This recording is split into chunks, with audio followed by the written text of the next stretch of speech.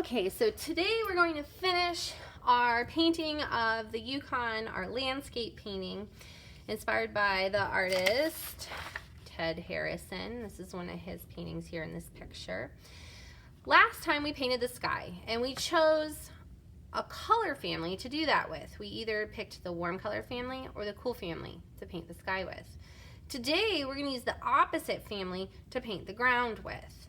So you can see in my finished example here, in this one I used the cool family and I painted the sky, and then I used the warm family to paint the ground. One of the reasons we do this is it makes it really easy to see where the sky is and where the ground is. If I painted it all the same colors like this, now I can't really tell where the sky stops and the mountains start because it's all the same colors. So this is important for helping us see the different parts of our picture. So in this one, I have a cool colored sky. So that means that I can't use the cool colors again for the ground. So I'm using the warm family now to paint the ground and the hills and the mountains. When I get started, I need my brush and my water cup. I need to make sure it only has water to the line, and I need the paint tray for the color family I'm using today. When I start, I usually start at the mountains and I work my way down, because if I paint down here first and then I reach across it, I might smear it, so I need to be careful.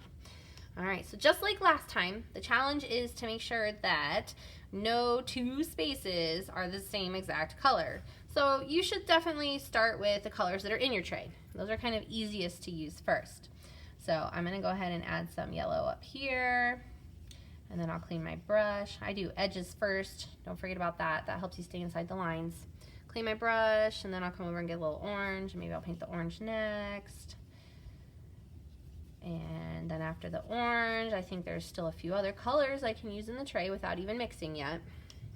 I've got this magenta here I can use. Do my edges first. This is a big space, so it'll take me a little bit longer to do. And I might run out of paint sooner.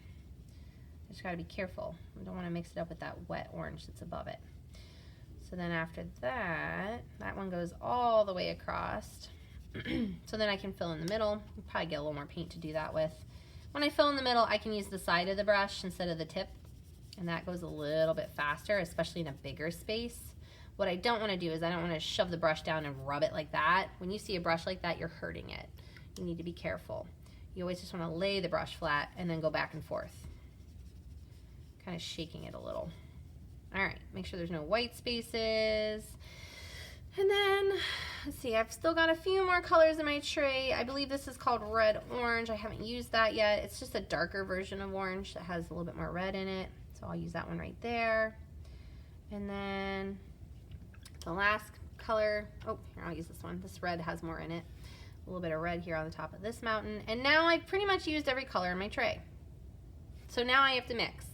So maybe I keep using the red down here to start with, but I'm not going to leave it just red. I'm going to add something else to it after I do the red. So then I finish all the red first. That way I'm not having to change colors a lot. And then after that, I think I'll try adding some, I'll do some red orange with it. So I'm going to mix that now and make it different. Okay, and then I just keep going. I make new colors by adding colors from my paint tray on my paper. I don't mix on the tray, because if I do that, it'll ruin the colors that are already there. So I do need to be careful. All right, so maybe for this one, I'll start with yellow. I'm going to go down as best I can between the grass here. That can be kind of hard, take a little bit of time, but it looks really nice when you're done. So I'm just using the very tip of the brush to do that, because if I push the whole brush down, it'll be too big for that space. So just got to be kind of careful and try your best. And, oh, I'm running out of paint. Let me see if I can just get a little more paint there. Just a tiny bit left. And then adding, I think to this yellow, I'm going to add magenta and see what happens. So it's kind of like experimenting, because I don't know exactly what's going to happen with the color until I put it on my paper. Alright, so there's the rest of my yellow. Now I'm going to take a little bit, probably not too much, just a little dab. And then I'm going to add that magenta in and kind of mix it up. So it's making it kind of a pinkish color still, not as pink. A little bit of orange to it. Maybe I might call that coral. It kind of looks like a coral color. And then you just keep going until your whole entire paper is finished.